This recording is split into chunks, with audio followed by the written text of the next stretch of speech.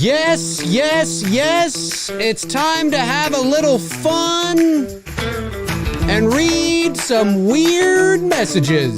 I mean, they're not that weird. Hey, what's going on, everybody? It is episode 230 of McRae Live. It is Wednesday, October the 18th, 2023, 3:03 p.m. Eastern Standard Time. One more time. I thought this would be just a fun one, just a fun show. Keep it light. You know, I've done similar episodes like this, and I normally title them Hate Mail. But ever since that very first hate mail video, I don't really receive hate mail anymore. Weird messages, sure. Weird messages, yeah.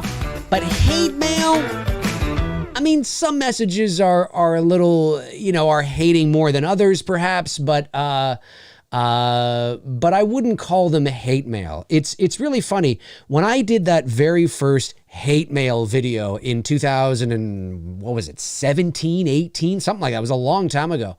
And I thought for sure, and I've mentioned this too, I thought for sure that it was going to open the floodgates, because then you were, you know, I was basically just asking for people to send in fake hate mail just so they could see themselves getting, you know, read in a hate mail video, right? Well, that didn't end up happening. It did not end up happening. Ironically, it sort of kind of not stopped it altogether, but really slowed it down, because when I first sprung onto the scene in this sort of way in 2017, you know, obviously, there were people that were just getting to know me and getting to know my sense of humor and getting to know my style and my shtick and my theatrics and my over-the-top personality and all that kind of stuff. And, you know, I've been called everything under the sun. I mean, I've been called condescending and pretentious and a douchebag and a blowhard and all this, all the way to, you know, incredibly intelligent and savvy and smart and witty and charming and, you know, whatever.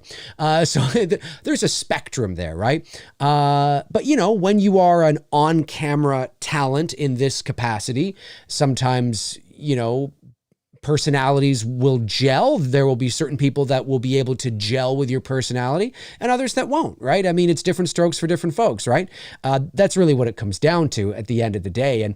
And so when people were just getting to know me and getting to know my style and my personality, I would receive quite a few hate mail from people. Who do you think you are? You think you're this big hot shot? You know, it's like, no, I never said that. You know, and now that's sort of, you know, subsided, because I think most of the time people have, you know, most people kind of get it now, right? And so the hate mail, like the vitriol hate mail that I used to get, every now and then I'll get it, but it's very far and few between. And I've done about 4 or 5 of these hate mail videos, but I've noticed that they've been slowly transferring into really sort of just weird DMs, like weird messages. They're not necessarily hate mail, although that might be woven into some of the messages. So anyways, I'm back. So I'm doing a hate mail video, but it's not really hate mail. It's just kind of weird messages. Now, as usual, I have left the names off of it, who these people are. These are DMs through my Many Things Facebook page. And I try to read everything. I try to get back, but I still get quite a few messages. So it's impossible for me to get back to everybody. It's not that I don't want to. It's just, it's tough, especially when it's a really long message. It can be well-intentioned and it can be wonderful, and it could be a 5-minute read that is basically just, you know, complimenting me and the channel, or they're excited about something I was talking about, or whatever the case is. And I sincerely thank you for that. I appreciate it. I do my best to read everything, but it's just not possible for me to respond to everybody. So that's why I always say, if you want to, you know, pretty much guarantee a response, although I am really busy at the moment with, you know, It's Me, Billy, keep it short and sweet. And that's usually something I can be like, hey man, thanks for the message. Totally agree. Cheers. Thanks for the, you know, whatever. Right. But these are messages that are a bit, well, yeah, they're kind of in the middle. Now, keep in mind that when I read these, please keep in mind that I have compiled a list here of about 10 or 9 or 10. And this is not the vast majority. Okay. The vast majority of messages I receive, like 98 to 99%, are just normal messages. Like, hey, dude, saw your video, love what you're doing. Cheers, Bob from Wisconsin or something. I mean, they're just normal messages. But it's going to seem like this is a lot because I've compiled a list. Do you know what I mean? But this is over the course of like the last, I don't know, 6 months, 8 months, a year, maybe. Like, I mean, these are just some of the messages I've received over that time. So keep that in mind as well, because I have had some people say, you can't be receiving this many. It's like, well, no, I'm not in like side of a week or a month, but over the course of 6 months or half a year or a year. Yeah, yes, absolutely. And if you have a YouTube channel and you have a following, and maybe you're outspoken like me, perhaps on certain things, that you will receive these kinds of things, whether it's a DM to you on your Facebook, whether it's in the comment section, whether it's Instagram, whatever the case is, this is true. And if you don't have a YouTube channel and you don't have a following and you're just watching this from afar as purely a spectator, I'm telling you, yes, these are real. It happens. Maybe it happens more to me than it does maybe the average just channel, because I am outspoken and I'm a big personality. So when you are sort of outspoken and theatrical and, like I am, the probability goes up that you're going to rub somebody the wrong way. Right? Because personalities can clash, right? And people can take things out of context and they watch you and they go, oh, who the fuck is this guy? Who the hell does this guy think he is? And then they get on there, whatever the case is. Where if you're just sort of more kind of even keel, middle of the road, you're not too polarizing with your views or your opinions on movies, which is what this is. This isn't a political channel. We're talking about movies after all. But if you're more kind of even keel, middle of the road, chances are maybe you don't get these types of messages. But I do, because people just love to get angry with me. Oh, how dare that Dave McRae have a different opinion than me? But anyway, so that's what this is, in case you're new to the channel and you don't know what it is. If you type in Dave McRae, YouTube, Dave McRae hate mail, what is it? Like, I've got like maybe 4 or 5 videos in the past, and some of them are great. Like, I encourage people to watch them. They're all real, 100%. But I just take the names off. So, so people don't go looking up these people and, all that kind of jazz. But anyway, now that that's out of the way, let me just get these couple of super chats that came in. Feel free to send the super chats in, of course. As usual, McRae Lives, I have a topic, and then I go to the Q&A afterwards. The Violator 862 sends in $4.99. Thanks, buddy. Says, the hate mail that takes the cake was the one that said you were racist for not talking about Freddie and Jason as much as Michael. Yes. Yeah, that's an old one, dude. You've been around a while. Yeah. That was, they're great. They're great. And I can tell you, I know some people, I mean, listen, obviously I can't speak to this 100%, but some people have thought that some of the messages are so out there that they can't possibly be real. Like, they believe me that it's a real message I've received, but they think that it's somebody just farting around. Now, obviously, I can't speak 100% and say that, that is 100% incorrect. But having done this now, like I said, I've had my channel since 2006. I was one of the first ones to have a YouTube channel. But in this capacity, doing kind of like a movie show, it's been since 2017. So I can tell you that in that time, I have received whoppers, even messages that I haven't even shared with you guys. And I know the likes of Cody Leach and Drum Dums and, Wolfman's Got Nards, the Wham guys, our horror community space, Darren and Frank of the Slaughtered Lamb. I can tell you that these messages come in, and I know they've received these types of messages as well. And it's just take my word for it. There's real people out there that are easily irritated by people who have different opinions. So yes, I believe that these are all legitimate, 100%. And yeah, there was somebody out there that said I was racist for not putting as much attention onto Freddie and Jason as I did Michael. And they spun it they spun it in their, in their own way. I mean, listen, I've had people reach out to me and say that I'm racist because I don't like Halloween Resurrection, because clearly it has to do with Busta Rhymes. I mean, the IQ on some of these people is just absolutely ridiculous, but hey, that's the internet, right? That's the internet.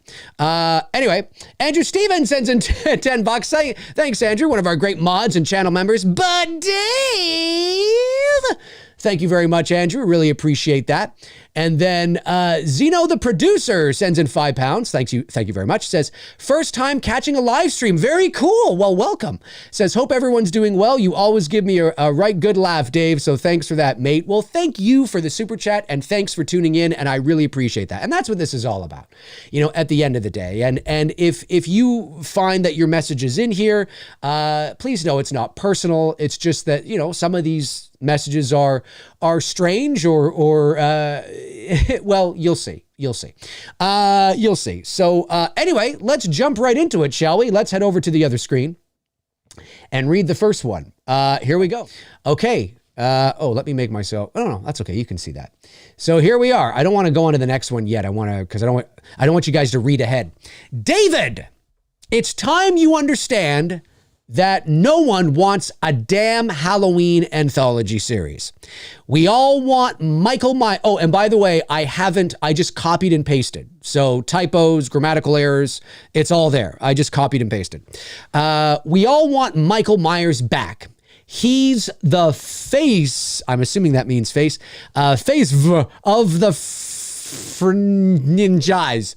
And he's the only one that can make it happen. I love your condiment, but you're always way too solid in a Rainer for this to make any bit of help. But if that's how you want to keep doing it and keep chowing your mouth about original intent and soups this and soups that, knock yourself out, my man. But I'm telling you, Mikey is the man, and he's the unlevant man who will make it work. Okay, so, folks, when you are going to send me a DM, please, for the love of Google, spell check your message. I have no idea what this person said. I mean, I can kind of get an idea of what they're trying to say, but I have no idea at the end of the day what this even means, ladies and gentlemen. I have no idea what this even means. It's this person is just upset that I am pro anthology and they don't think it'll work because Michael's the face of the franchise. And I agree with that. Listen, you're going to get more Michael Myers content. Michael Myers isn't going away. So no amount of me saying that I'm a little Michael Myers out right now is going to prevent Malik Akkad from bringing Michael Myers back. So you're good. You're good. I have no influence whatsoever on what Malik does. Okay. Despite some people thinking I'm in the back pockets of Jason Blum. Anyway, fascinating. All right, let's move on to the next one here. Again, I'm just creeping along because I don't want you guys to read ahead. Hey, Dave, did you know in Halloween 6, there's a rat that runs across the screen at the 38-minute mark? It's hard to see, but apparently this was someone's pet rat on set. I read on Taking Shape, probably meant in Taking Shape. I think it was, that his name was Merv and that he belonged to one of the grips. No one noticed it until the movie came out. Okay, now folks, I don't watch Halloween 6 on the regular, okay? But somebody tell me right now, at the 38-minute mark, what is even happening at the 38-minute mark? What is even happening at the 38-minute mark? Is there a rat that runs across the screen? Is this true? Is this true? Somebody's got to look this up and somebody's got to tell me, because I I don't even know, like, I'm trying to think of the movie. You'd probably be well beyond, Michael's probably already killed Jamie. We've probably already got the Loomis very much retired. We're probably past that. Maybe we're with Tommy at this point. I don't even know what's going on at the 38-minute mark, but somebody's got to look this up. Somebody's got to look this up. Is there a rat named Merv that runs across the screen at the 38-minute mark of Halloween 6? Somebody's looking this up right now. All right, on to the next one. Here we go. Hey, Dave. Now remember, folks, these are all real. Hey, Dave, I've always wanted to know why you feel the need to always mention Gaunt whenever you're speaking about the Friday series. I know you don't talk about it a lot, but I'm a big Friday fan and can't stand Gaunt. It's never made the series better, in my opinion, and it just pisses me off to no end. We should not be talking about Gaunt when talking about the Friday series, okay? Well, I have no idea what the hell Gaunt means. I'm going to go out on a limb here and assume this is another typo, and they meant maybe Grant? Is there a character named Grant in the Friday series, maybe? I don't know. Gaunt? I mean, they've done it twice here. Or, excuse me, 3 times. Gaunt, and Gaunt. So I don't know what Gaunt is, talking about the Friday series, but whatever Gaunt is, it pisses this guy off. This guy is livid, Gaunt. Aaron says, God? But I've never talked about God. So I've always wanted to know why you feel the need to always mention God whenever you're speaking about the Friday series. And by the way, for those of you who have sent these messages in, if you're still viewers of mine, if you're watching this, because again, these are not like messages I received today. It's been a while. Help me out. Like, send me a DM, put it in the comment section. What the heck are we talking? Gaunt. I don't know what Gaunt is. I have no idea what it is. Gore. It's probably Gore. I don't know. Does that make sense? I've always wanted to know why you feel the need to always mention Gore whenever you're speaking about the Friday series. I know you don't talk about it a lot. I'm a big Friday fan and can't stand Gore. Well, see, now that kind of contradicts it, right? If he's a big Friday fan, but he can't stand Gore, it's never made the series better, in my opinion. Okay, that kind of makes sense. And it just pisses me off to no end. We should not be talking about Gore when talking about the Friday. Maybe you're right. Maybe it is Gore. Because Gaunt, I have no idea what Gaunt means. I have no idea. Maybe it is Gore. Maybe it is. Maybe we've solved that one. Okay, on to the next one. Dear Dave, this is the almighty volcanic master. If you do not shut the fuck up, I'm assuming that's what that means, and take your channel down, I will start a Facebook page dedicated to your destruction. I have an IQ of 178 and am ready for the total annihilation of fake simps like yourself. Get ready to feel my wrath. No, this is not a joke. I have been watching you for a very long time, and I think you're too much for me. There was a Facebook page. I don't think it's up there anymore. I don't know if the person took it down or not, but there was a Facebook page up on my channel, up on Facebook that was called the Dave McRae Justice Initiative. And they said something like, this is the beginning of the end of Dave. It was a real Facebook page. This is the beginning of the end of Dave. I'm just getting started. It was all about basically exposing me as the fraud I am. And I'm like, what? Like, huh? Okay. I'm just getting started. And it lasted, well, I mean, I think it had like 2 posts and then it just sat there for a couple of years. Wow, wow, wow, wow. And now it's gone. So I assume that maybe this is that same person. He's getting ready to start it again. I hate that Dave McRae, you goddamn son of a bitch. Dude, go crunch one out. Go sit on the toilet, take a big shit, and crunch one out. Just go crunch one out. Like, seriously, you'll feel better. But hey, if your IQ is 178, that's incredibly impressive. That's That's more than Einstein here. That's more than Einstein. Hey, super chat comes in from Josh McKenna. Hey, Josh, what's up, buddy? Sent in a very generous super chat. Thank you so much. Of 1999 says, 1, did you hear the news of Will Smith and his wife being separated for years? 2, what is the average time for a movie still being in theaters? I bought Barbie on DVD yesterday, but it's still in theaters near me. I did. Well, again, the pop culture news is sort of on the peripheral for me. I mean, the Will Smith thing, you kind of always know it's a toxic relationship. And, listen, Jada Pinkett Smith is just full of shit. She's just full of absolute dog shit. She needs to go sit on the toilet and crunch one out. She'll feel better. But Will Smith needs to get out of that. I mean, clearly, you know what I mean? I mean, she's the man who wears the pants in that relationship. I would say that, and then number 2, what is the average time for a movie still being in theaters? Well, things are changing a lot because of streaming and COVID and all that kind of stuff. But, before, I haven't really looked into it recently, but before it was probably about, I think it was 90 days. Now, that doesn't mean that it's playing in theater number 1 for 90 days. But I know before COVID and everything, there was an agreement with the streaming services that I think it was 90 days before it could go to streaming.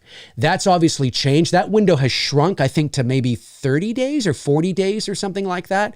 So you will and it depends on the studio and the streaming service, and you will get sort of like a crossover where like Barbie is still playing in theaters, yes, but it's not in theater number 1, right? It'll be at the small screen in theater number 12. Do you know what I mean? And it might rake in a few $100,000, a week or a day, you know what I'm saying? So technically it's still in theaters, but it's not it's not playing in 4,000 theaters like it was 3 or 4 months ago. So you have to keep that in mind as well, right? There's that kind of that transitional period. But back before COVID, I think it was 90 days. I think it was 3 months. Again, that's not 3 months in 4,000 theaters in theater number 1. That's just 3 months in, playing theatrically. But of course, the longer the movie's in the theater, when a big movie releases, if you try to go see that movie 2 months later, you're going to have a hard time finding it. You're like, oh, it's not playing in that theater. I gotta go. Oh, there it is. Oh, okay. And you have to drive like an hour to go see it. Right. But technically it's still in the theater. So yeah, but I know things have changed recently because of that. Thanks for the super chat. Appreciate it. All right. On to the next one. Here we go. Dave, why do you say channels out there that, Dave, excuse me, Dave. Hey, Dave, what do you say to channels out there that make fun of you behind your back? I watch a channel that does this, and I think it's hilarious how wound up they can get over you.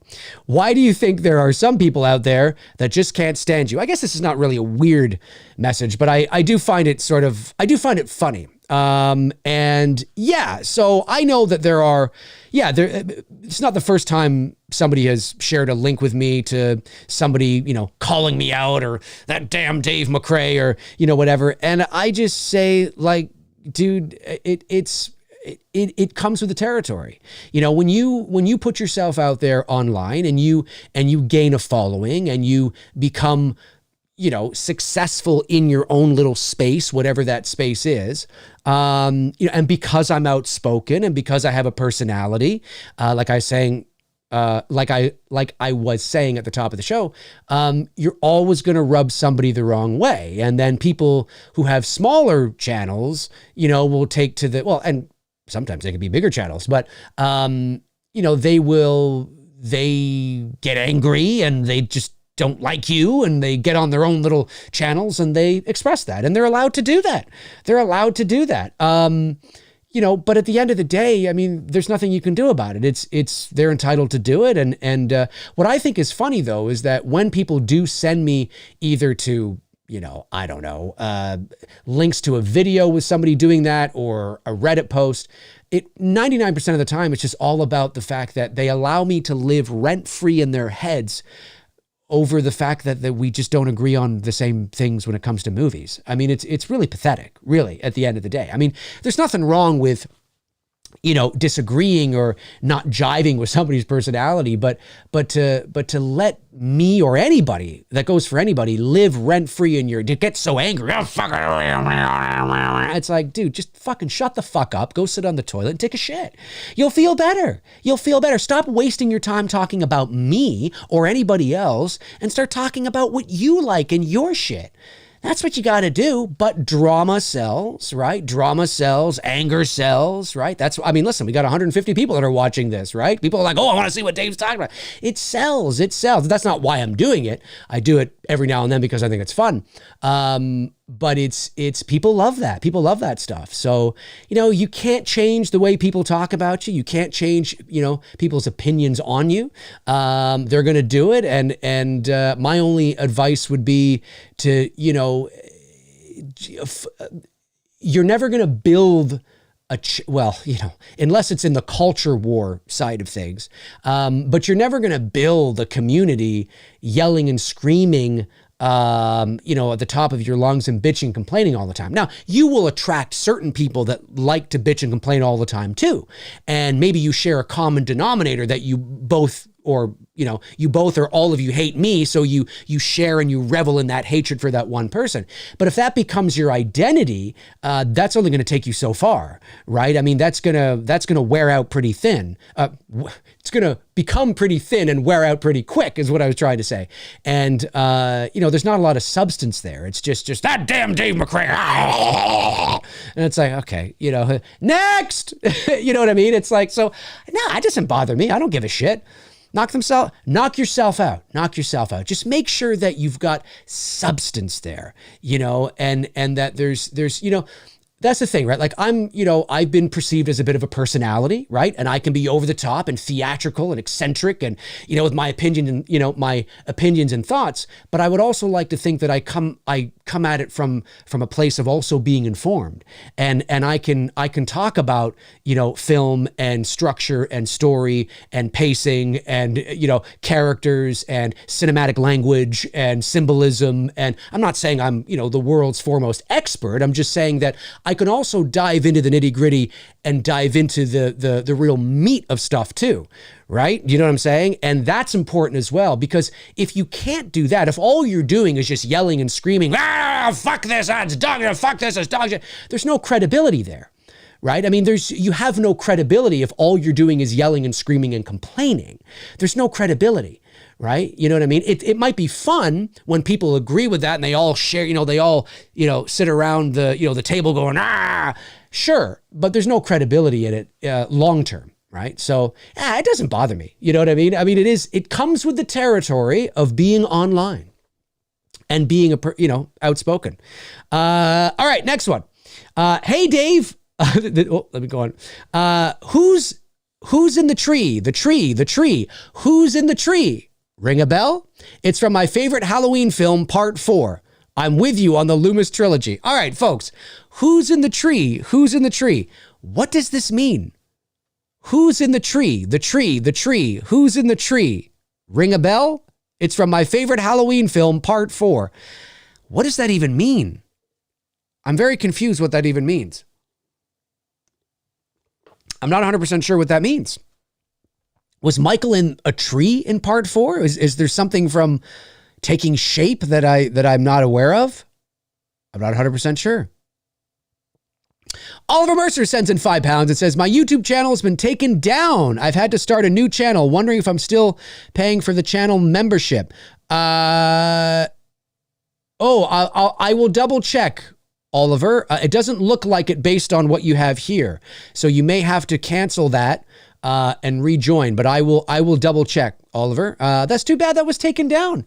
That's too bad. That's unfortunate. I wonder why that is. Davey Deather says, confused H4 with curse. Curse, yeah. I mean, I was thinking about it's raining red, but I don't know. He says it's my favorite Halloween film, Part 4.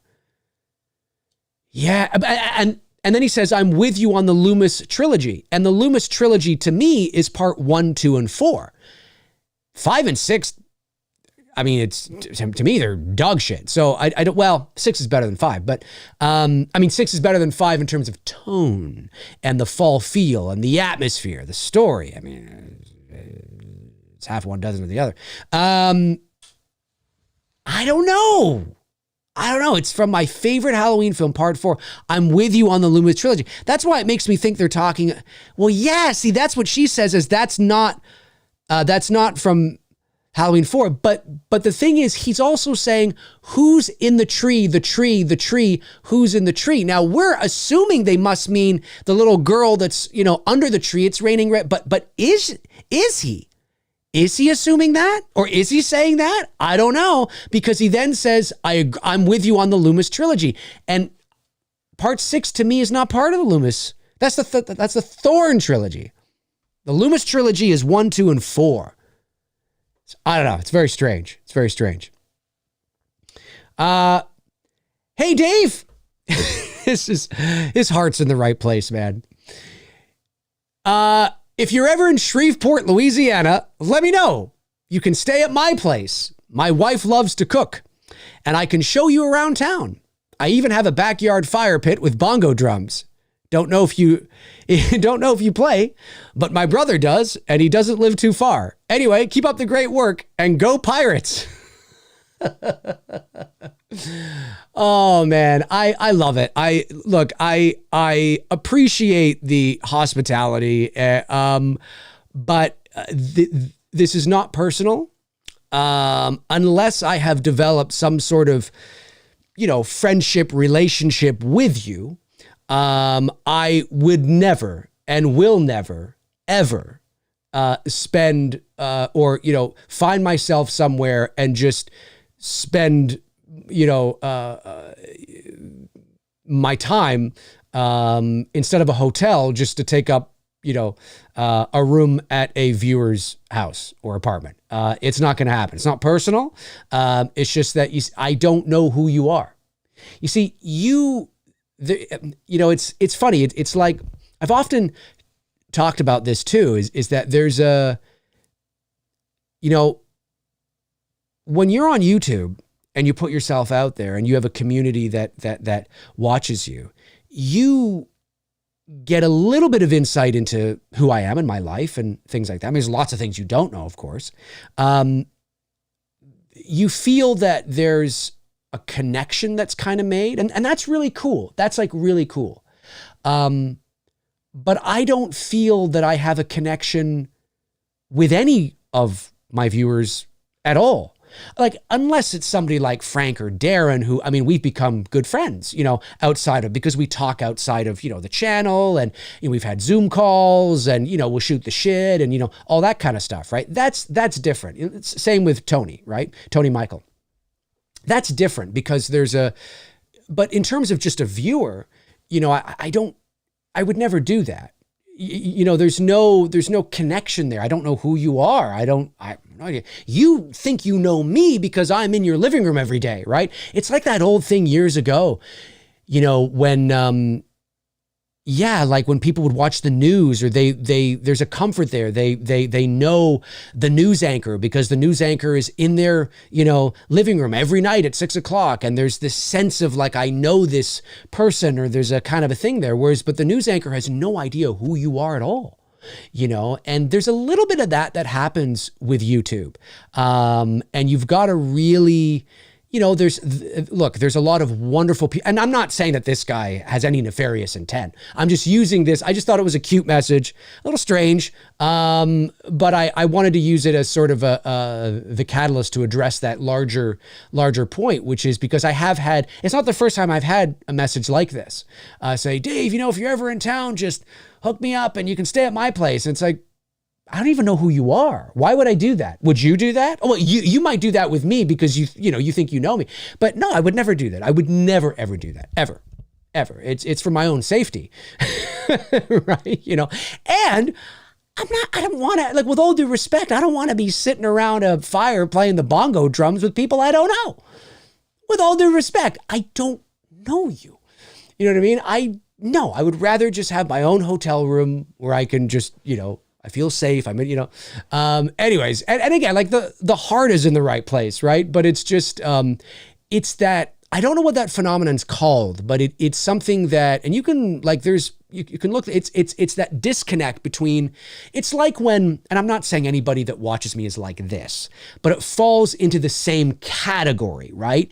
As like, it's like a cousin of this. Like, you know how there's certain people out there that when like they see, you know, a celebrity at like the grocery store or something, right? Like a soap opera actor or something, or anybody, they'll get really angry at them. Like, I can't believe you, because they can't separate the character from the actor. We've heard stories, right? We've heard stories. And again, I'm not saying that this person is, I'm not, you know, I'm just using that as an example of it's in the same ballpark. It's kind of all connected with the same sort of phenomena where they really feel they know that person. Well, this person, how dare you break up with June? She was a nice woman. And it's like, lady, I'm really not that guy. I'm not dating June at all. I'm happily married with 3 kids. It's fake. It's fantasy. It's acting. Why are you throwing the fucking turnip from across the grocery store at my head? Do you know what I mean? We've heard stories like that, you know, and so again, this is not the same thing, but it's a cousin of that where it's a one-sided relationship, basically is what I'm trying to say, right? It's a one-sided relationship where this person is in their living room every day, all day, but that person doesn't know they exist, right? You know what I mean? And so it's like, no, I would never do that. Why would I would never do that, ever. You know, and I don't know anybody who's on YouTube that would, again, unless there's a relationship there, right? You know what I mean? And there's a trust that's been built and all that kind of stuff. Yeah, of course. Sure. Why not? That'd be fun. But just a random person? No. But thank you. Appreciate the offer. But I will decline the bongo drum invite. All right. This doesn't have a hey, Dave. Why do you lie to your audience? Halloween 2018 kills and ends are masterpieces, and to hear you talk negatively about them is incorrect. You don't know what you're talking about. It's time you lay off the internet and realize you are ill-informed. Well, I disagree with what you're saying. I think whoever this person is has to remember that you are free to disagree with me, of course. I do not agree that they are masterpieces. You do agree they're masterpieces, and that's okay. That's okay. And, I believe I have effectively, articulately, or effectively in an articulate manner, I will say, presented the reasons why I am lukewarm on the trilogy. And they're on my channel for you to watch and listen to. And I don't need to defend my view at all, you know. And this is a perfect example of, okay, you believe they're masterpieces, but you haven't told me why. You haven't told me why. You know what I mean? And so it's very easy nowadays, you know, and this is the I don't want to say it's the bulk of fandom. I'm going to say, though, that this exists, right? You know what I mean? People that just, there's a difference between a critique and an opinion. And there's a difference between an opinion and an informed opinion. You know, as I've often said, movies are art, right? They are art. And whether you like a movie or not, it is subjective. That is subjective. Whether a movie resonates with you or not is subjective. But the technical aspects of storytelling and structure and pacing and editing, you know, once we get into sort of technical things and, you know, all that kind of stuff, we can quantify it. We can measure it and we can, dive into sort of the nitty gritty. I mean, you know, it's not a hard science. It's not an exact science, right? But it's the equivalent. It's the equivalent, of something like this. So yes, obviously, you know, again, it's not a hard science, but we live in a world where there is somebody out there that no doubt could present an argument and say, listen, I think McDonald's cheeseburgers and hamburgers and fries are fantastic. To me, they are, that's great food. It tastes great. That's to me. I hate fine dining food, with 5-star restaurants. To me, that's garbage food, and you can't change my mind. And so there you go. You just, that's the way it is. But we live in a world where there is a hard general consensus of what good food is and what bad food is. Now, we can also measure that through how it affects your body, right? How, the nutrition value of food as well, that can be measured. But there's a general consensus that, when it comes to movies, right? Something like The Shawshank Redemption or elevated movies, The Shining and all that kind of stuff. Yes, if it doesn't work for you, it doesn't work for you. And you could scoff at it and stick your nose in the air and think people that like that and talk about are pretentious, and that's fine. But at the end of the day, there are reasons why with story and character and the filmmaking, and there are reasons why certain movies are seen as more elevated or more prestigious or better than other movies in terms of the filmmaking itself, right? The filmmaking prowess, the filmmaking acumen in terms of storytelling and structure and all that. That doesn't mean it doesn't work for you. That's fine. But something like The Shining or Shawshank, whatever, that's fine dining, right? It's fine dining. And there is a general consensus in society that we have all agreed upon that this is what makes fine dining. This is what makes a great movie great. You know what I mean? This is what makes a good story well told. Is to have these things, understanding mythology and religion so you can correctly implement, the cinematic language and symbolism into certain things and affect your audience on a subconscious level when they don't even realize all that kind of stuff, right? We've agreed as a society that this is higher art. That doesn't mean that you can't whittle it down and still make an argument that it's subjective, but there is a general consensus, and that's because it is still art. It is the only thing we turn to when we're trying to agree on what is, quality, right? When it comes to quality, because you can make the argument and say, well, quality's in the eye of the beholder. And it's like, yes, I guess you could make that argument, but we have all agreed in society that that there are standards and that this is a standard. This is what quality is. And there's reasons for that. And when you watch quality filmmaking and quality movies, they do affect you on a different level. You can tell by the way it's shot, the pacing, the editing, the storytelling, the character development, the art. When you're watching quality. That doesn't mean that you can't, still paint a subjective view on it, but I think you guys know what I'm trying to say, right? And that's where I like to come from, right? So I don't have any time for, it's just shit. Why? Ooh, it's just shit. Okay. All right, fine. That's fine. That's fine. But I really don't have time for that. That doesn't mean that, listen, there are people out there that think The Shining is crap and that think Shawshank Redemption is garbage. And to them, it's pretentious and it's shit. That's fine. But it still doesn't take away from the fact that the general consensus is this is fine dining. And this is why. Boom, boom, boom, boom, boom, boom, boom. Anyway. So the general consensus would not be that the Halloween films, the David Gordon Green trilogy, they are masterpieces. Right? We have to stop throwing these words around so loosely. But to me, it is. And that's another thing I don't like either. But to me, it is. It's like, okay, all right, okay, all right. I don't want to keep going on here. I could get deep into it, but okay. Hello, Dave. I'm starting a YouTube channel dedicated to lawn mowing in Cleveland, Ohio, and wanted to pick your brain on how to get started with YouTube. How did you build your audience, and how did you find your audience, and how did you make videos? A Zoom call would work for me if that works for you. I just need to know if I'm on the right track and if I'm moving in the right direction. It's been a tough go, but I'm ready to take this business to the next level. All right, so I've received a few messages over the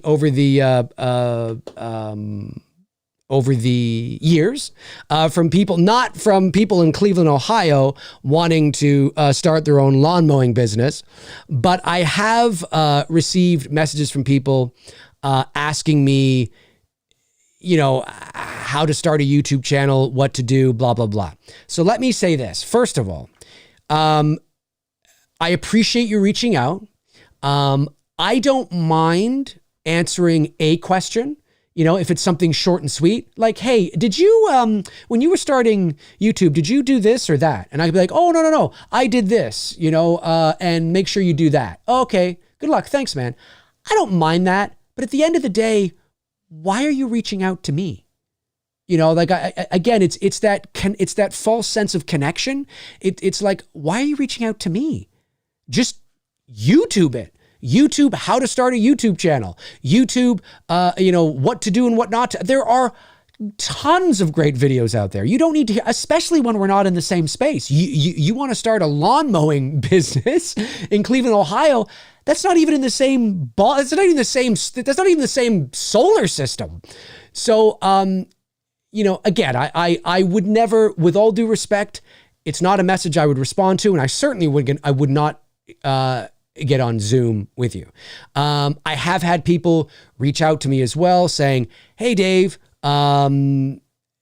you know, how did you get started in this or this or this? I appreciate that. Again, I don't mind responding in an email form, but if I don't know you and say you're interested in voiceover or you're interested in filmmaking and you want to jump on Zoom, if I don't know who you are, I ain't doing it for free. And that's not, you know, maybe you don't like the sound of that, but if I don't know who you are, or if I don't already have a relationship with you, why should I take time out of my schedule to sit for an hour with you on Zoom and do it for free? Why would I do that? Would you do that? Maybe you would do that. I wouldn't do that. It's my time. And so that's another thing too, that, you know, keep in mind that this is, you know, you are coming to a professional. You are asking this professional for their, again, if it's just a quick thing in an email, I don't mind that. Yeah, sure. No problem. But if you want to jump on Zoom or, you know, start some sort of Zoom thing with me over the next couple of weeks, no, I'm not doing that for free. That's not how that works, folks. That's not how that works. So please keep that in mind as well. Cause I have had that, hey, you mind if we just, you know, I pick your brain, you know, for an hour well, yeah, but it's going to cost you money. And I've mentioned that before. I said, yeah, well, here, you know, sure, you know, it'll cost this, whatever. And then I don't hear from them again. It's like, well, come on, guys. You know, I don't know who you are. Just because I'm in your living room every day doesn't mean that, you know, again, that one-sided sort of thing, right? You know what I'm saying? And it's not personal. It's just the way it is. It's just the way it is. So, no, unfortunately, I will not be telling you. Listen, just YouTube, how to start a lawnmower business on YouTube.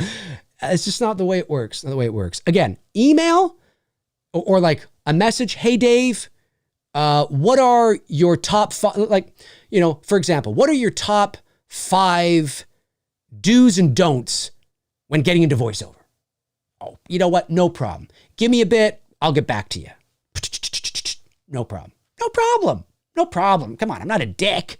But hey, Dave, I want to pick your brain and talk about how to get into voiceover over a Zoom call. Okay, well, get ready to pay. And when I say that, I don't mean get ready to pay $10,000. I just mean get ready to pay, right? You know what I'm saying? Like it's my time. Anyway. All right. Hey, man, I think starting a YouTube oh yeah, this is great. I love this. I can't wait to rant about this one. Hey, man, I think starting a YouTube membership is shady as fuck. You're now expecting to pay. You're now expecting people to pay for exclusive shows. Why? All content should be free. YouTubers should do all their content for free. Let the advertising pay you, not the viewers. We are the ones who made you. We are the ones who pay your way. I'm paying for your dinner.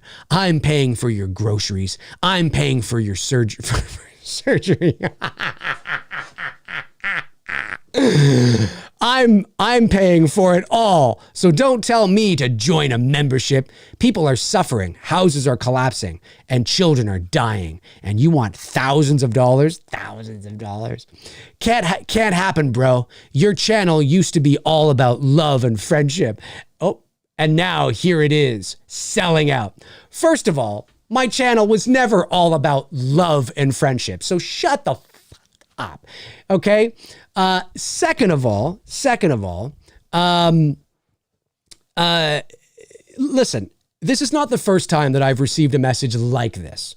It happened when I had my Patreon, happened when I moved over. I've received a few messages from people saying, ooh, shut up, grow up.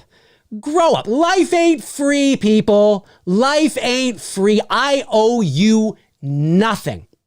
You want to know how I know I owe you nothing?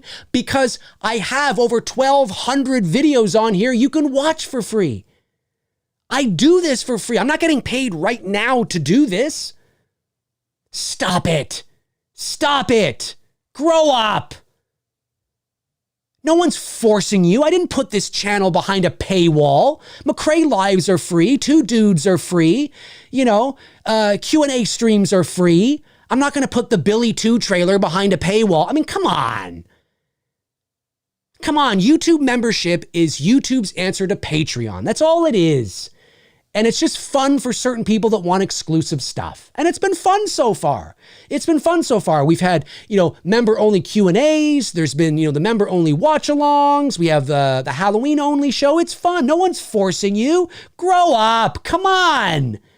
Geez, you'd think I was putting I could understand.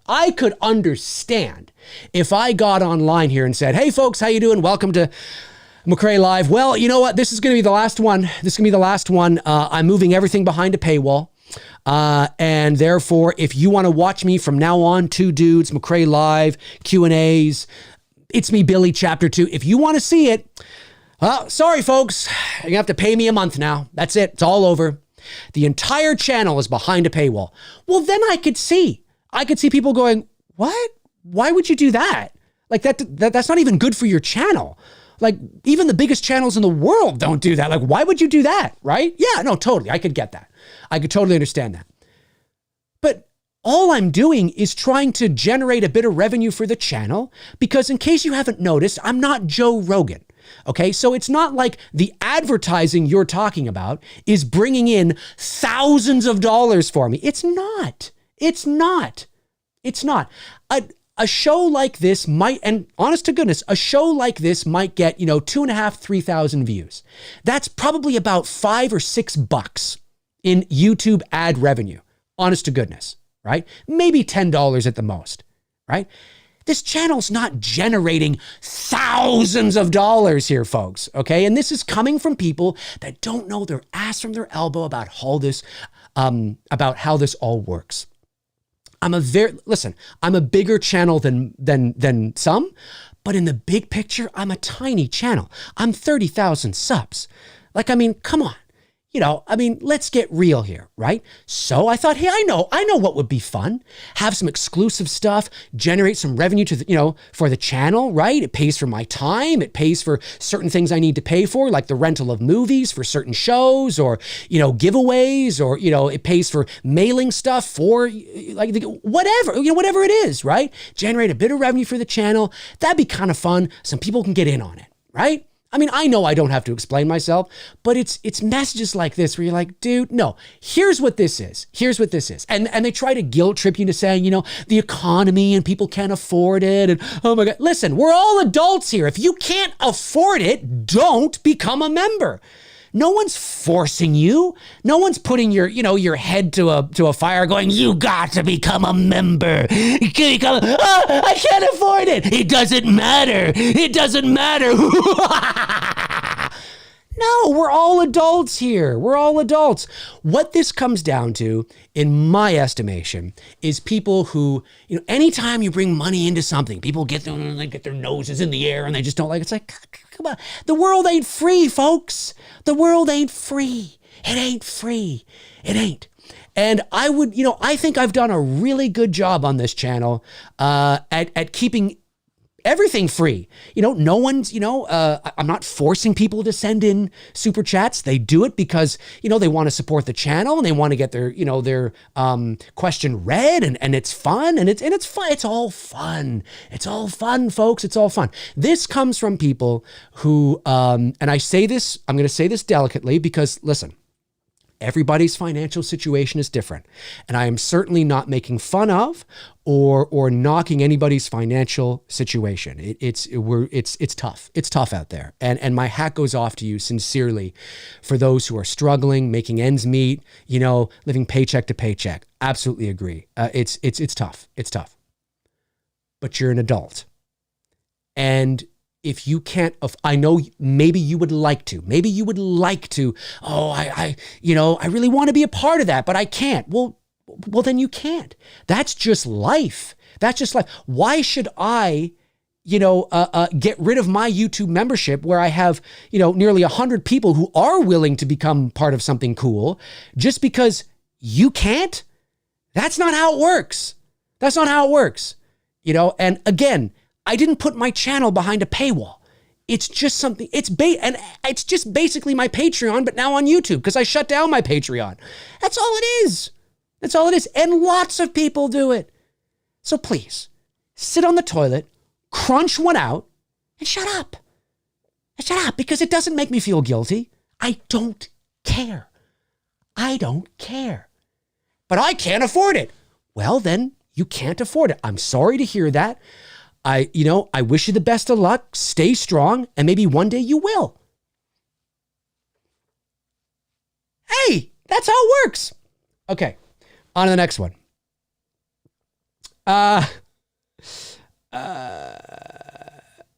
This is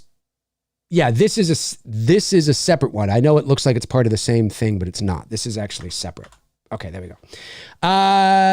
You couldn't even admit Halloween Ends was total crap. You are so far inside Jason Blum's pocket, it's disgusting. How much is he paying you? There are so many other channels that don't sell out and that love, peace, and peace and beautify their audience. Okay. Well, here we are. So no, I will not. Oh, no. I'm sorry. It is part of the same one. That's why it was like that. It is part of the same one. My apologies. I thought it was different. Here we are. So no, I will not pay for your membership. My apologies. This is all, this here is all one. Oh, not that one, but yeah. So no, I will not pay for your membership. Okay. All right. Well, don't pay for the membership then. Don't pay for the membership. It's just so ridiculous. It's like, I remember, I was selling something on Kijiji. I don't know if you guys have Kijiji in the States. It's like Canada's Craigslist. I think you probably do have Kijiji in the States, actually. I think it's a Canadian company. Maybe I'm wrong. Anyways, it's like a Craigslist, right? And I was selling something on Kijiji, and this was like 3 or 4 years ago. And I forget what it was. And this guy reached out to me, and he was like, hey, I'm interested in this. I was like, okay, great. We agreed on the price. And he's like, would you mind delivering it to me? And I was like, well, he was across the GTA, across like on the other side of the city. And if you live in Toronto, you've been to Toronto. I mean, again, 4th largest city in North America. It's not a hop, skip, and a jump. It's probably going to take me an hour just to get, and it was rush hour and, So I said, well, I said, I'd rather not. I said, we can meet at like a central location, like an agreed upon location. And he's like, yeah, I don't have a car right now. And, and I said, okay, well, you're going to have to come to me. So I said to him, because what I said to him was, if I come to you, I'm going to have to charge you gas as well. Right. And he's like, well, if I come to you, I'm going to have to charge you gas. Like you have to take some gas off the price. And I'm like, wait. So I responded to him and I said, no. That's not how it works. The price of milk does not change because you have to drive to the grocery store to pick it up. The price is what it is. You're the customer. So if you have to drive across the city to pick it up, I'm not lowering the price because you have to spend gas doing that. That's not how it works. So I said to him, I'm like, I called him out. I'm like, No, that's not. No, I forget what it was, but let's say the price was like, $200 or something, right? And he wanted me to go down to like, 175 or, 170 because he now had to come to me. I'm like, well, them the breaks, man. That's how it works. That's how it works. It's mind boggling to me how people feel like, well, no, you take it off. It's like, no, I feel like Daffy Duck. I want to slap, how, it's like, no, the price is $200. It's $200 whether I go to you. Well, actually it'll be a bit more because now I have to, you are wanting the, you know what I'm saying? But if you come to me, or if we meet at a central location, it's $200. It doesn't matter. Just because you got to go and pick up, your I don't know, furniture from some sort of furniture store, and they can't deliver, it doesn't mean that they drop the price. Listen, I know there could be certain instances where people give discounts for a variety of reasons. I'm just saying, in a general sense, that's not how it works. It's $200, but I got to come to you. Okay. It's $200. Now, maybe if I was a different person and I don't know, had a softer heart or something, I would give it to him for less. But no, that's not how it works. So anyways, it's just mind-boggling to me, the ignorance. Please explain to me. Oh, and here's the last one. Was that the last one? Did I miss one? Oh yeah, no, it's the last one. Please explain to me how you say you've done all this voiceover work and yet your IMDb doesn't show what you say you've done. Suspect. Okay, so I've received this before from people wanting to call me out. They will go to, because I have said to people that obviously I've worked in the entertainment industry for 22 years, primarily on the voiceover side of things. That's my day-to-day job. I'm, a voice actor. And so they will immediately go to my IMDb page and they will see a few voiceover things that I've done, specifically in the world of like television narration and animation. And they look at that and they go, well, this isn't, this doesn't look impressive, or this doesn't, look, he's talking about this and that and this and that and this and that. So here's what you have to understand about IMDb. It is the Internet Movie Database, okay? For the vast majority of my career, I have worked in television narration, commercial, and promo, okay? So IMDb is not going to list my commercial and promo credits because that's not the kind of platform it is. So again, I've done movie trailers for It and The Descent and Get Out and Angels and Demons and The Crazies. Well, that's not listed there. I mean, I'm not going to be put on the IMDb pages of those movies. That doesn't make any sense, right? IMDb doesn't list commercial and promo credits. If it did, I'd probably have upwards of maybe even over 1,000 credits out of everything I've done, whether it's Walmart or Kentucky Fried Chicken or the Toronto Blue Jays, or like I said, the trailers or the network promos I did for the movie channel that I was the voice of for five or 6 years. I mean, I did hundreds of spots for them. And then, everything from, Coors Light to, just tons of products and services I've done over the years, but they're not listed on IMDb. Of course not, because IMDb doesn't list commercial and promo credits. Now, I'm saying this just to set the record straight, because I've had not a lot, but some trolls will try to use this as an example of somehow I'm lying about what I said I've done or something like that. So now in 2017, I wanted to start doing more animation because I had a very thick portfolio when it came to commercial, promo, trailer, all that kind of stuff. But I really wanted to get into more of the animation side of things. And my animation side was kind of weak. And I've always wanted to do more animation. So I landed with I have two agents, and I now have an agent in Toronto that handles the animation side for me. And so over the last 5 or 6 years, I've really been getting into more of that. So you'll notice that reflected on the IMDb page, like Luna Chip and Inky, and actually the Super Wings are not there. I got to get info from my agent so I can get my credits on Super Wings on IMDb, because right now my Super Wing credits are not there. But Luna Chip and Inky, Super Wings, Tiny Tuckins, Lana Longbeard, which is the new one I'm on right now. I'm building that side up. Now, because that's animation, right? That's, that will appear on IMDb, but commercial credits don't. I mean, look at the IMDb page for Don LaFontaine. I mean, it's not like he's done thousands of movie trailers and thousands of network promos. Well, they're not listed there. Well, of course not, right? Because that's not what the Internet Movie Database is. So if you're looking to call me out, if you're looking to say that I'm sus and that I'm a liar and that I've never really done any of these things, IMDb is not the litmus test, because they wouldn't show those things anyway. So if you're looking to say, well, you haven't done a whole lot of animation. Well, yeah, you're right. I haven't. You're right. I haven't. I've probably done about 5 shows now, I think. Well, no, Fireman Sam, Doki, Tiny Tuckins, Where Oliver Fits, Lana Longbeard, Luna Chip and Inky, and Super Wings. 7. I've done 7 now. And Super Wings isn't on there. I got to get Super Wings on there. But so, yeah, no, of course not. No, because my career, for the vast majority of my life, I was a commercial and promo and narration voice actor. That's what I was.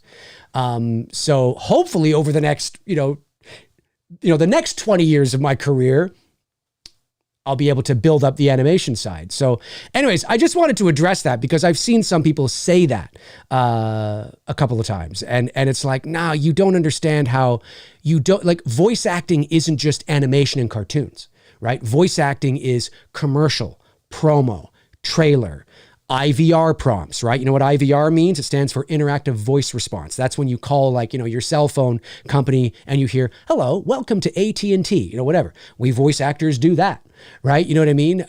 It's a ton of stuff. It's audiobooks. I don't do audiobooks because I just can't even begin. The thought, it just seems so tedious to me, but there's audiobooks. There's it's a huge industry. So it's not just animation cartoons. That's a big part of it for sure, but it's a huge industry. So yeah, if you're looking to call me out, that's an epic fail. It's an epic fail, So yeah, anyway. All right. So so that's that for now. I think that's like 10. Again, just kind of weird, funny, strange, again, I wouldn't classify any of these as hate mail per se. It's just, some of that stuff that you read that you're like, this is kind of funny. It's kind of funny, but yeah, those floodgates never really opened back when I actually received hate mail when I first began this journey. But I thought that was, listen, it's light, it's different. I thought it was fun to read. If your message appeared here, it's nothing personal against you. Well, unless you're, calling me sus or, obviously I did have to set the record straight in a few of those messages. But listen, everybody's welcome here at the end of the day. Just try to crunch one out. Just try to, sit on the toilet, crunch one out, make sure you've got toilet paper there, and just breathe. Just breathe. Don't let me live rent free in your head.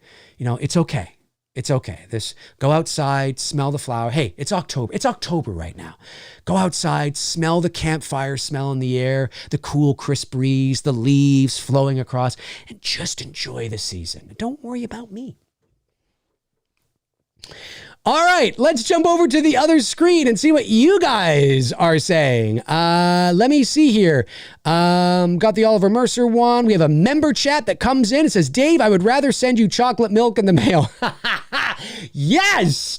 Yes, absolutely, Andrew. I am a big chocolate milk fan, so I agree with you 100%. Ryan Oshlow says, Dave, which iconic horror theme to you is the best horror theme of all time? Halloween theme or the Exorcist Tubular Bells theme? Well, I think Halloween. I mean, Tubular Bells is iconic, but it wasn't made for the Exorcist. It was a track before the Exorcist existed. The Exorcist just used tubular bells, because of the way, because it was cool. You know, it sounded ethereal and haunting and, you know, whatever. Whereas the Halloween theme was created specifically for Halloween. And so I have to go, like, between those two, I love Tubular Bells, don't get me wrong. But between those two, I would definitely pick Halloween for sure. And then Super Chat comes in from Lunar Lad. Lunar Lad sends in $2, says, Dave, has anyone said you look like Tobin Bell? No. I look nothing like Tobin Bell. What, because we're both pale? Is that why? I look nothing like Tobin Bell. Here again, I find this so funny. I've had people say everything from Tobin Bell now to Eminem to fucking, what's his name? Oh God. Anyway, I've had so many. And what I've noticed, there's only been one, is that his name? Hang on.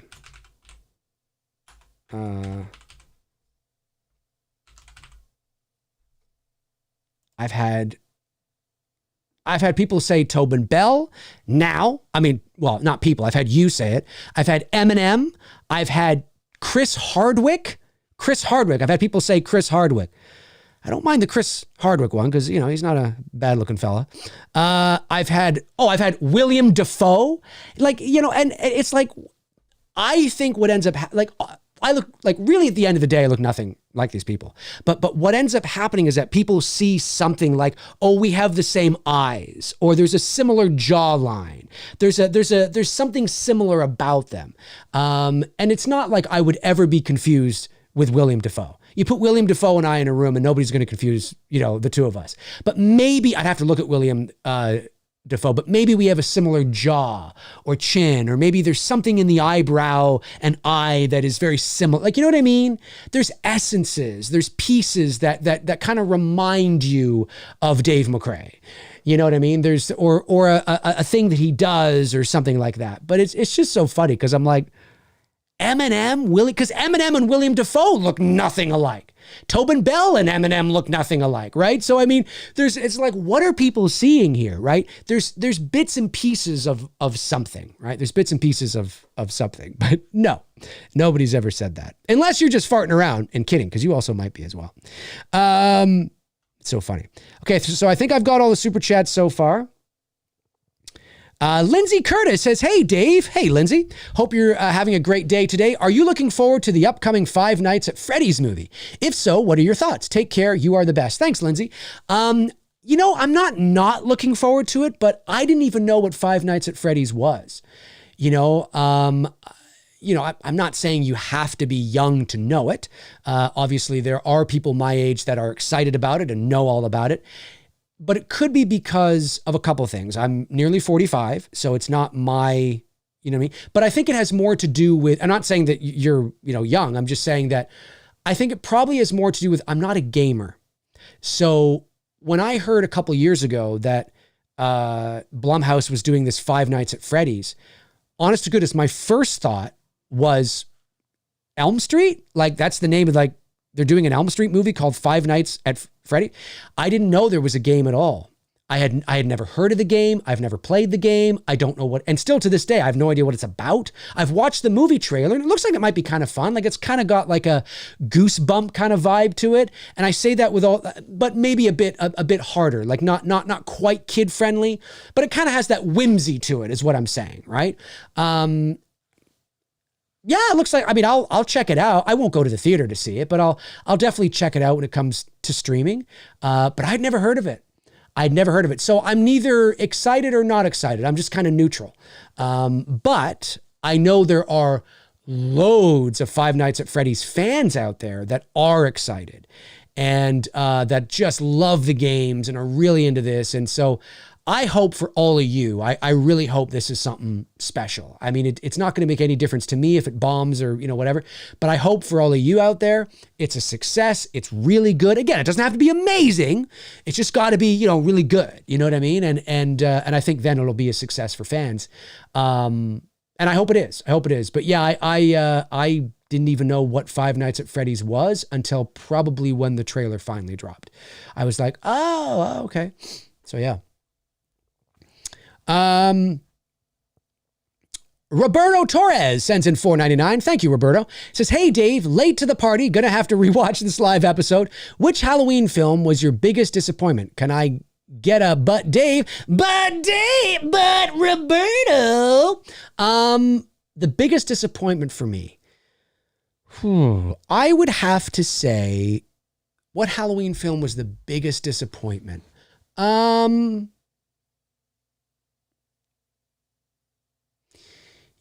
think it's going to be a toss-up between Halloween 6 and Halloween. It's either going to be 6, H2O, or 18. Well, no, I mean, 5 in there too. I mean, yeah, it's going to be 5, 6, H2O, or 18. I say 18. Listen, between all those films, 18 is the best one out of the ones that I've said. 5, 6, H2O. I think 18 surpasses them. I do know that there are people that like Laurie's character better in H2O and her arc, and I can understand that. But I think 18 is the better film. I think 18 is the best in the new trilogy, but I'm still lukewarm on it. It depends because these movies have come out at different stages of my life. So when Halloween 5 came out, I was 10. And so I'm looking at it through the lens of a 10-year-old. And I remember when I watched Halloween 5, I did not like it. I didn't love it, but I didn't hate it. But even at 10 years old, I was like, who the fuck is this man in black? What does this mean? But I didn't hate it because it was Michael Myers. Because you're 10, right? You're 10. But I didn't like it because I was still kind of Halloween savvy enough to know that this wasn't as good as 4. And then I waited 6 years for Halloween 6. And there was all this big anticipation. Well, by Halloween 6, I'm now 16. And 10 and 16, you're at 2 completely different stages of your life. 2 completely different stages of your life. So now you're looking at Halloween 6 through the lens of a 16-year-old teenager, right? And I remember being disappointed by that because I was like, oh, what? Man in Black, Thorn, all that shit. Because even though the tattoo appears in Halloween 5, there's no mention of a Thorn cult. I don't think, anyway. Does Loomis mention Thorn? Loomis might mention Thorn. I'm not sure. But, there's no indication that it's going to go the direction that it did, is what I'm saying, right? And I know how people love to call it the Thorn trilogy, and I get that. But in Halloween 4, there's no tattoo. There's no mention of Thorn. There's no way in hell that you could predict that Halloween 5 was going to go the way it was going to go.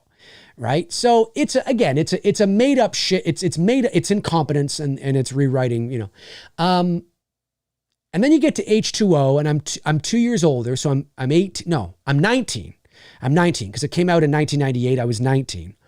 And I liked H2O better than 6 because Laurie was in it and, it fell in that resurgence.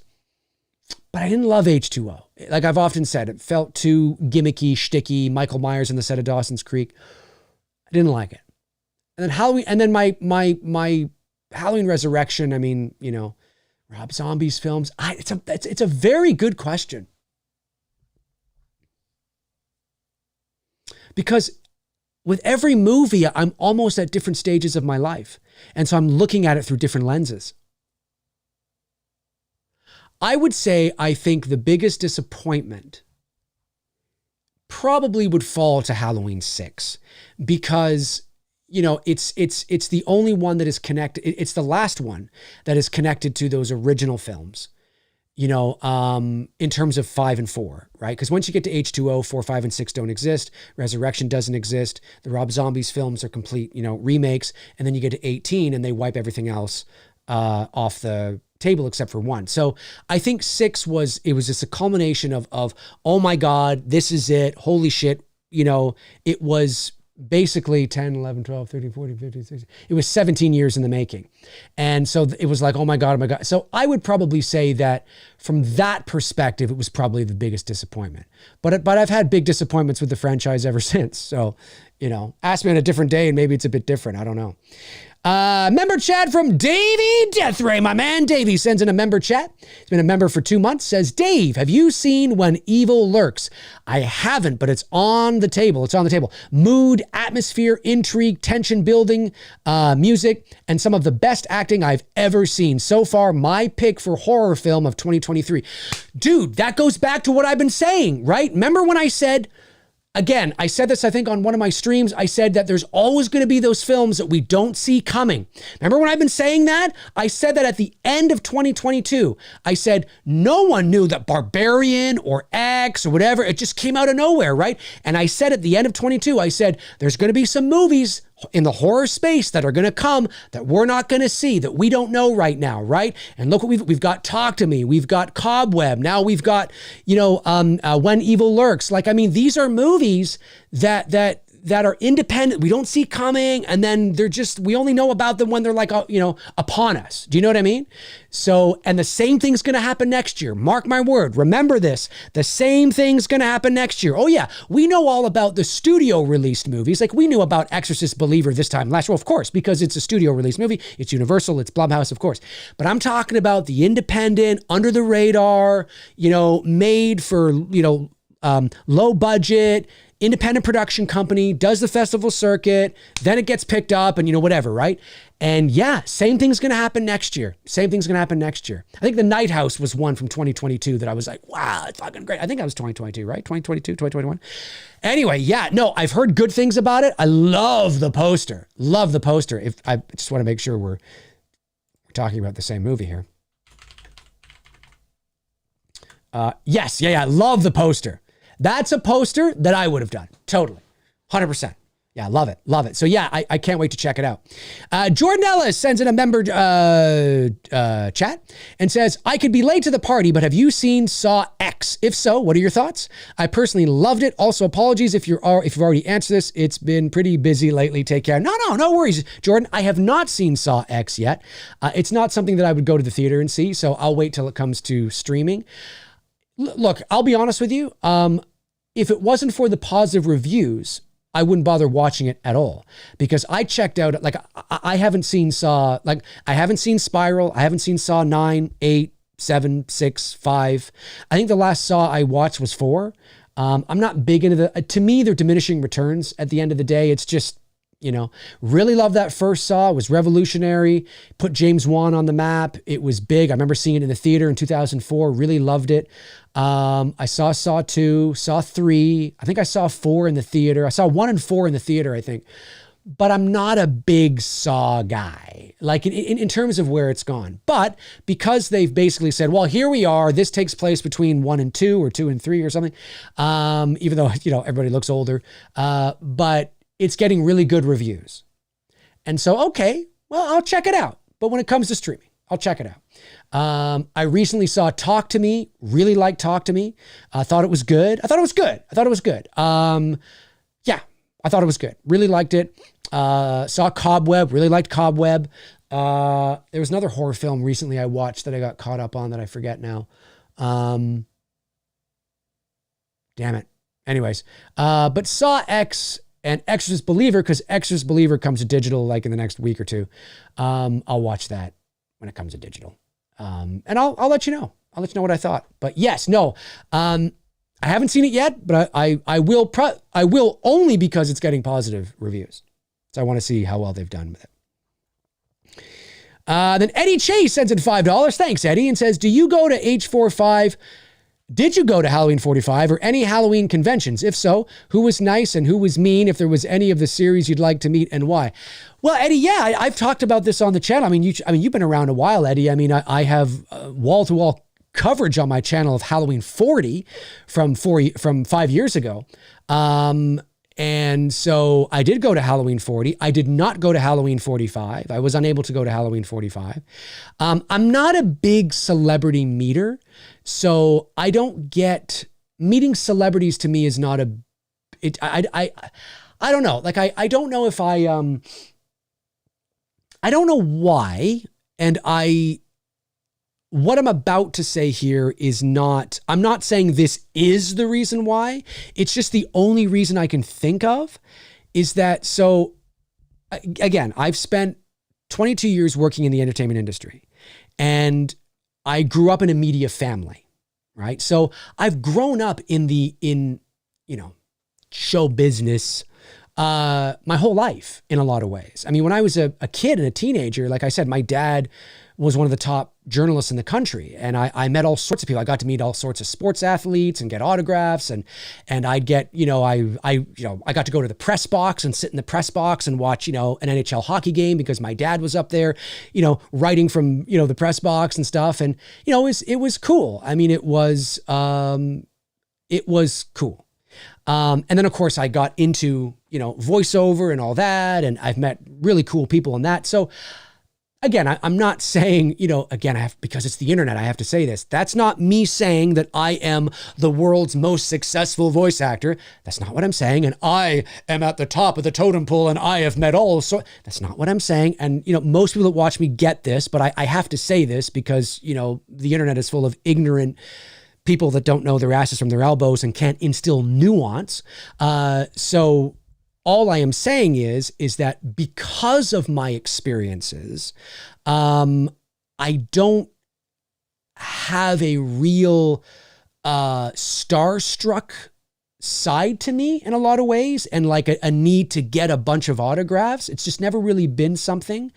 It would really depend on the individual. Harrison Ford. Well, duh. I think I'm going to be like uber starstruck meeting Harrison Ford. You know what I mean? I mean, I'll probably be like, I'll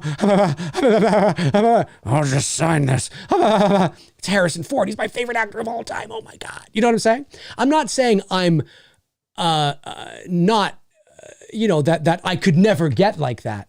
Of course, we all can, right? Of course. I'm just saying that, like, when it comes to like the Halloween conventions and things like that, I got Nick Castle's autograph. I definitely wanted to get Nick Castle's autograph, and it was really cool. It was really cool. I'm like, holy shit, this is Nick Castle. And this is in 2015. This is even before they even announced a Halloween 18. So I was, I wouldn't say I was starstruck by Nick Castle, but I found it cool. I was like, oh, this is really cool. Hey, Nick, and I got a chance to talk to him for like 20 minutes. It was really awesome. But there's never been a need in me to go around to everybody and get everybody's art. And I'm not saying that you have to be again, this is where nuance comes in. I'm not saying that in order to do that or have a desire to do that, you therefore have to be starstruck or you have to have some sort of celebrity. That's not what I'm saying either. I'm just saying that I've never had a desire to get a lot of autographs from people and to meet celebrities. It's just never been a thing. And I the only thing I can think of is because I grew up around that environment a lot. I mean, I remember being out to dinner with my dad and people coming up to my dad while we're out to dinner and being like, Earl, I love that thing. Like that actually happening. I lived that. I remember being, they weren't coming up to me, obviously. I'm like 10, but they would come up to my dad and my dad, would sometimes chat with him for a bit, or he would say, oh, that's great. If you don't mind, we're having dinner with my family, whatever. That happened. And, sometimes, not all the time, obviously. I'm not saying my dad was fucking, Burt Reynolds. I'm just saying that my dad was a well-known journalist. And so I don't know, I guess I'm just used to the environment, I guess. Again, I'm not saying that is the case at all. I've just never had a desire to get people's autographs. Unless like it has to be very specific, a desire to me. Like, for example, at Halloween 40, I have interviews on my channel with Dean Cundy and Pamela Shoop, Shoop. Oh God, why am I blanking on the names? Jaws 4 guy, Jimmy. I'll just call him Jimmy. Jimmy and Bud and Rian Reese, who played Dana in Halloween 18. But I never got any of their autographs. That's not why I went up to their tables. I went up to their tables with my phone on a gimbal, and I just wanted to interview them. My favorite interview was Dean Cundy, because he's not just a Halloween legend, he's a film legend. He was the DP on the Back to the Future trilogy, and Jurassic Park, and Who Framed Roger Rabbit. And you know what I'm saying? His filmography, crosses the threshold of Halloween, right?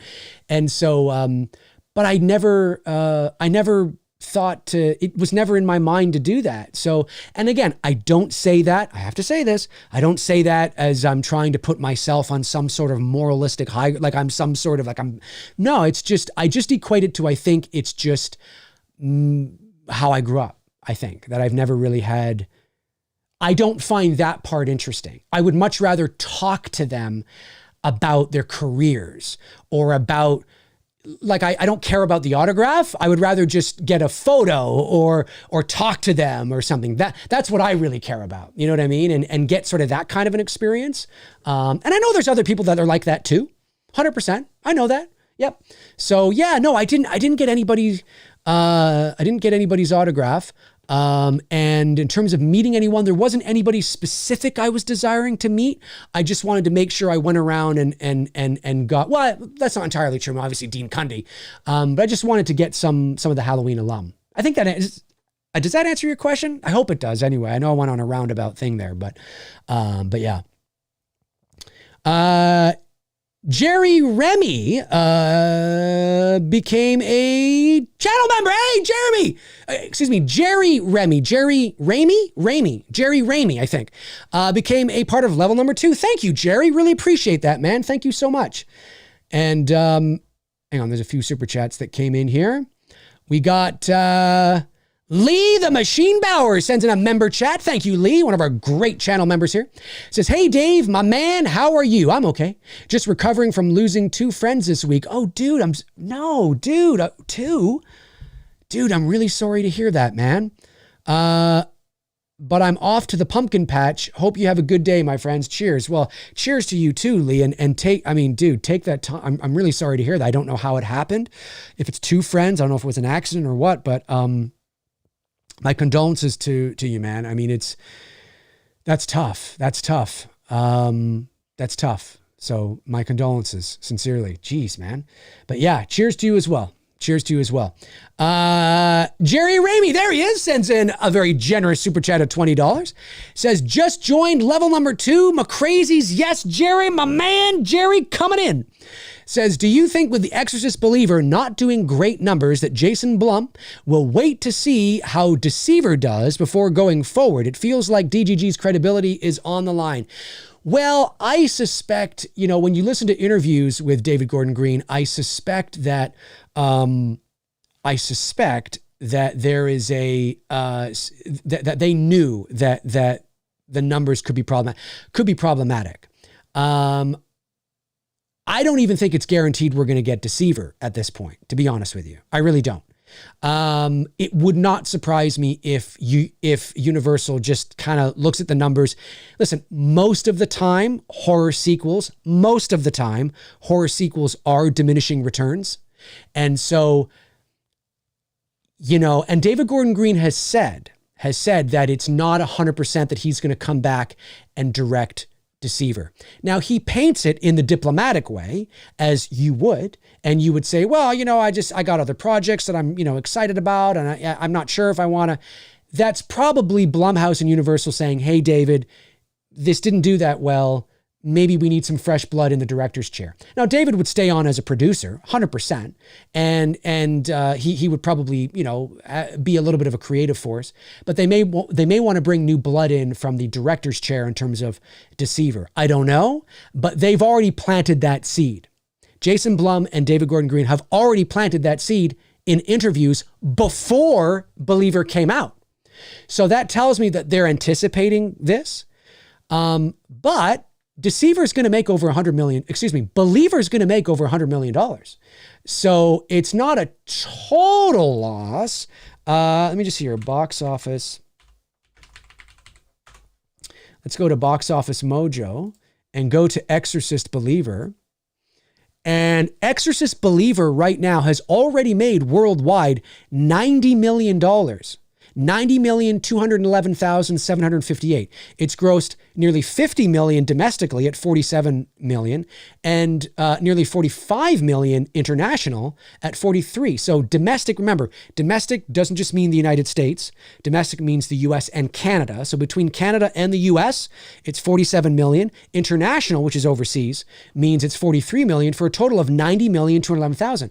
It could get close to 100 million this weekend. It's going to play for the rest of October. Halloween, Halloween's coming up. You'll probably see a bit of a spike in the weekend before Halloween. You might even see a spike on Halloween. This thing's going to make over $100 million. So, what was the budget on Believer?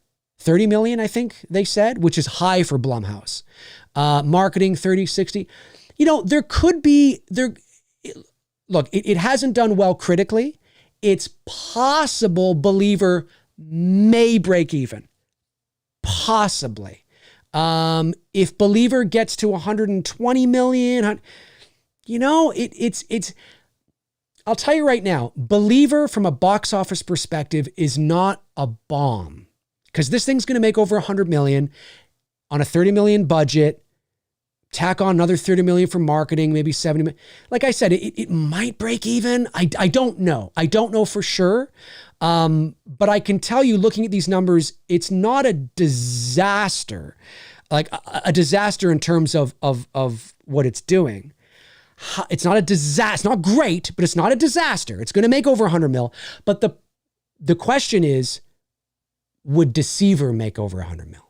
Right? Because again, in the world of horror, generally speaking, they're diminishing returns. So I don't know, man.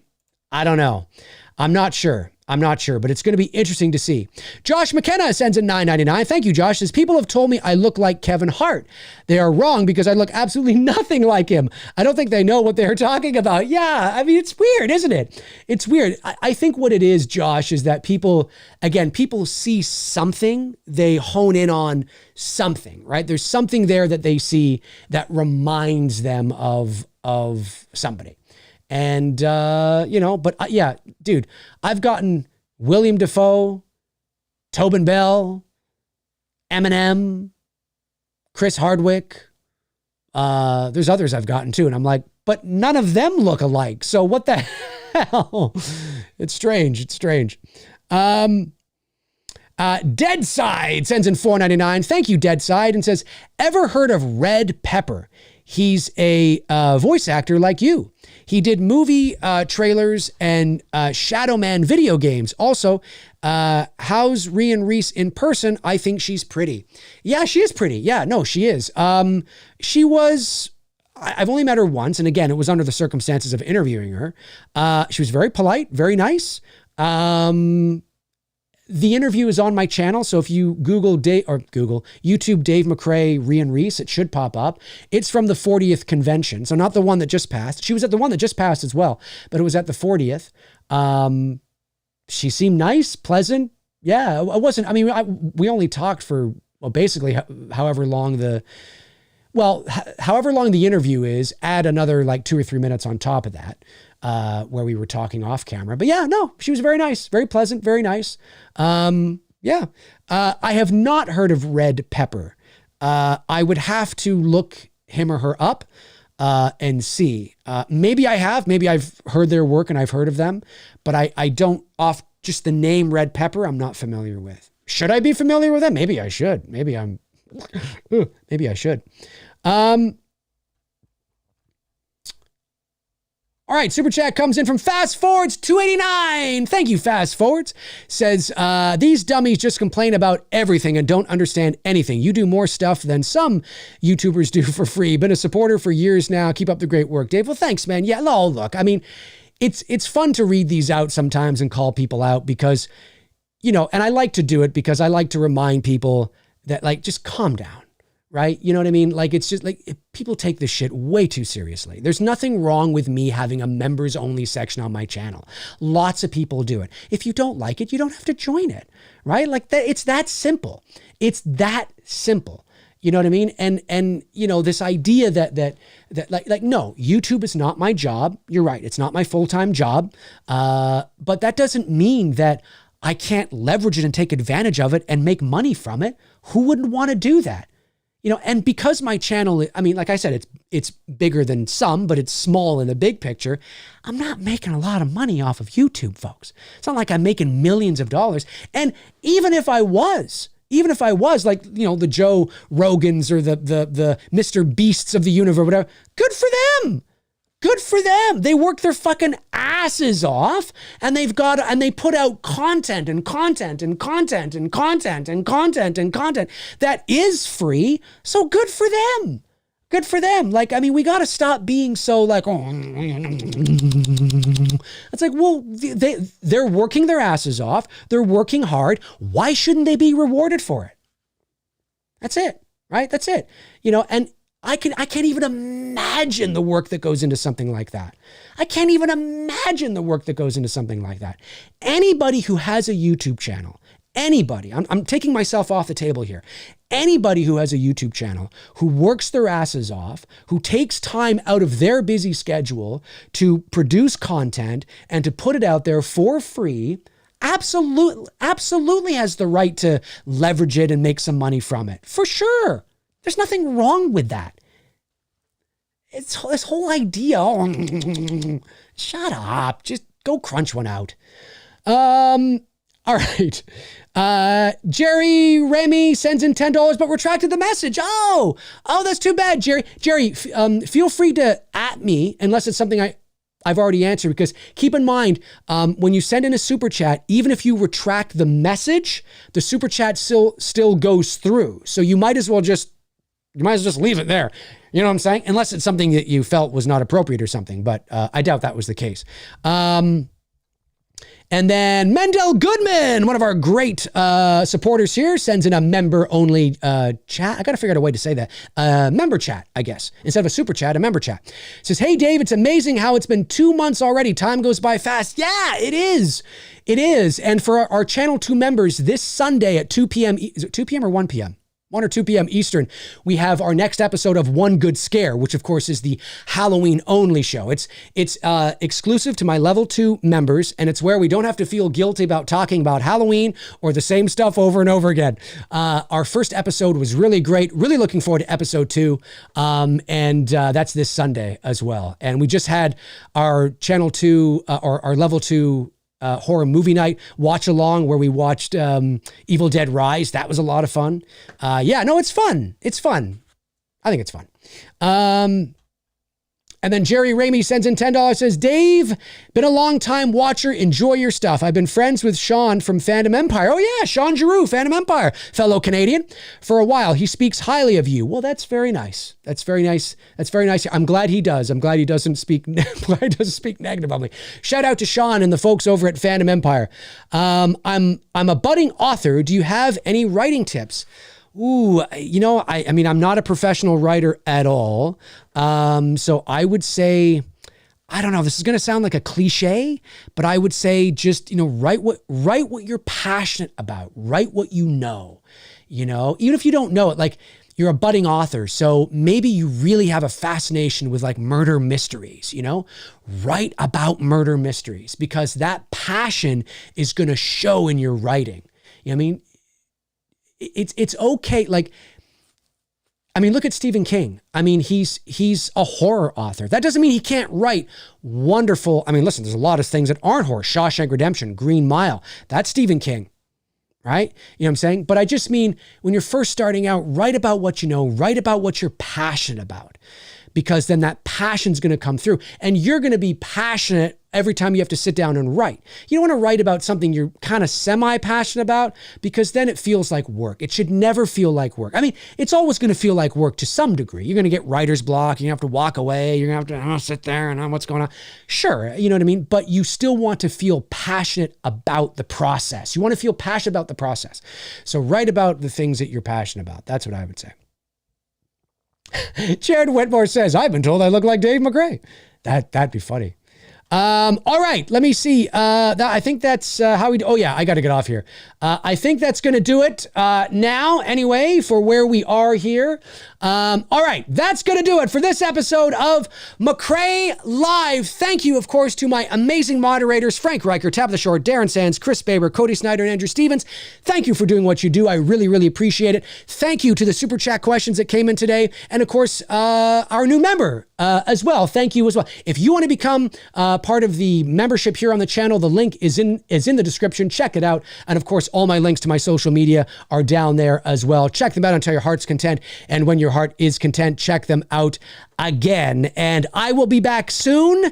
You guys and gals and everybody in between are amazing. Thank you for tuning in. And remember, we don't always have to agree on everything. That's what makes it awesome.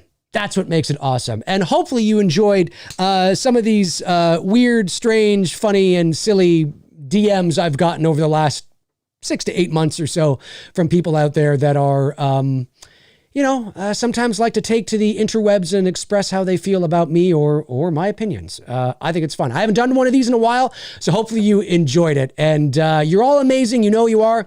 And yeah, I will talk to you all very soon. Have a great rest of your Wednesday night, folks. Or Wednesday. Yeah, it's almost Wednesday night. It's almost Wednesday evening. I'll talk to you soon. Cheers.